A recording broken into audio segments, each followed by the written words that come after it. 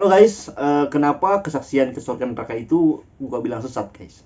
Tunggu, sebelum lu emosi karena judul dan thumbnail gua, mending dengar dulu sampai selesai pak.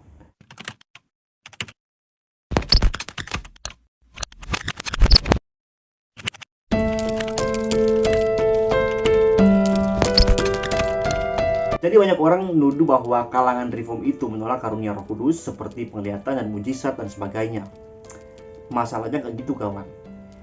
Kami para reform ini percaya apa yang dinyatakan Alkitab itu bukan sekedar percaya bahwa apa yang dinyatakan itu dulu, tapi kami mempercayai itu secara real time pak.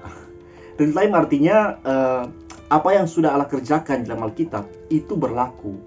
Keimanan kita kepada hal itu sampai sekarang dan selamanya, dan kami percaya itu pak. Dan salah satu ajaran dalam tradisi reform adalah sola scriptura. Ajaran ini mengajarkan bahwa iman kita di dalamnya terkandung ajaran dan praktik iman kita itu harus didasarkan pada Alkitab. Konsekuensi logisnya adalah bagaimana bisa kami dikatakan gak percaya karunia roh, penglihatan dan mujizat, sedangkan di Alkitab itu penuh dengan penyataan tentang mujizat dan penglihatan, dan itu kami percaya.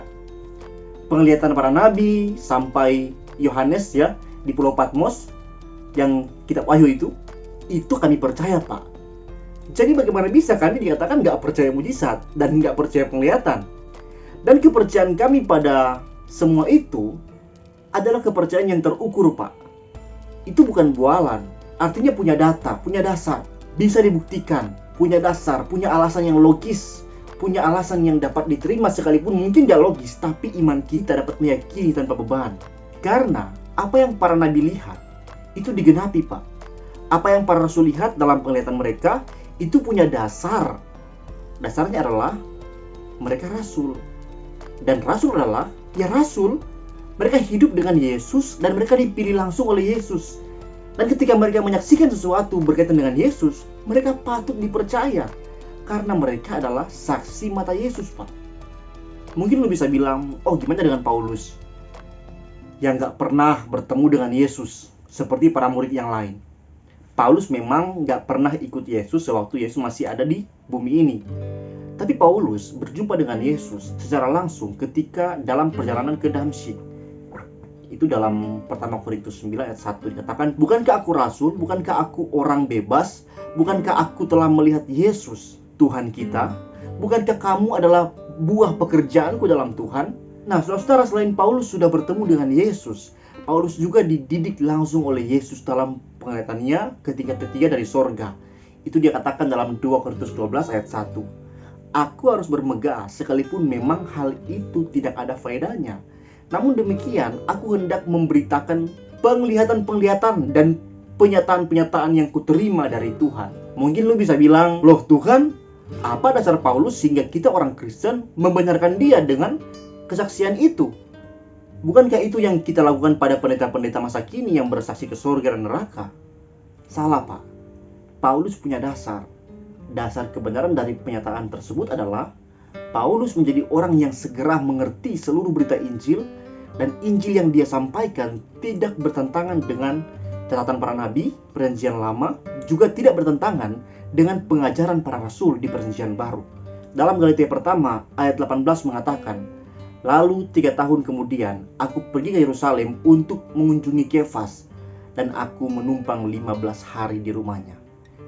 Ini adalah bukti sebelum Paulus berani memberitakan Injil setelah dia bertobat ya 3 tahun lamanya, dia kemudian setelah mempelajari sendiri, dia pergi kepada Petrus, dan semua yang telah dia alami, semua yang telah dia mengerti tentang Injil itu dikonfirmasi, di cross check oleh para rasul lainnya, khususnya Petrus, dan mereka tidak menolak penyataan-penyataan yang Yesus berikan kepadanya.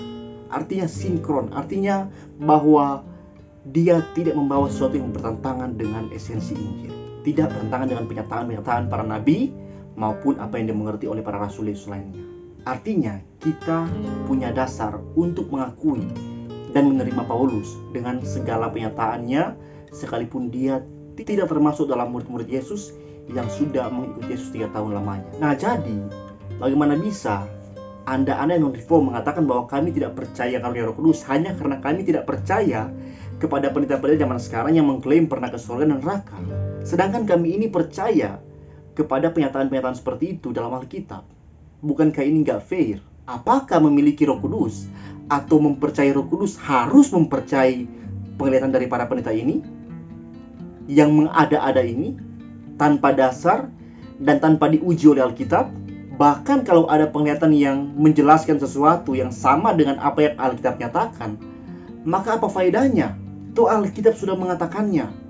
Bukankah orang itu hanya mau meninggikan diri seolah-olah dia adalah rasul baru? Kalaupun baru, kenapa membawa pesan yang sudah ada dalam Alkitab? Kalaupun berbeda, maka itu firman Allah loh. Karena para rasul ini mewakili Allah, mereka mewakili Yesus. Makanya Injil ditulis karena apa yang mereka sampaikan itu benar.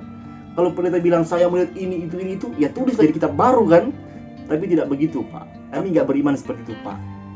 Alkitab sudah cukup untuk menyatakan segala karya Allah dari penciptaan sampai pada kesudahannya. Alkitab sudah cukup dan tidak perlu lagi ada wahyu baru selain firman itu sendiri yang ada di Alkitab. So, apakah kami orang reform tidak percaya mujizat dan penglihatan hanya karena kami nggak percaya sama mereka? Itu nggak fair, bos.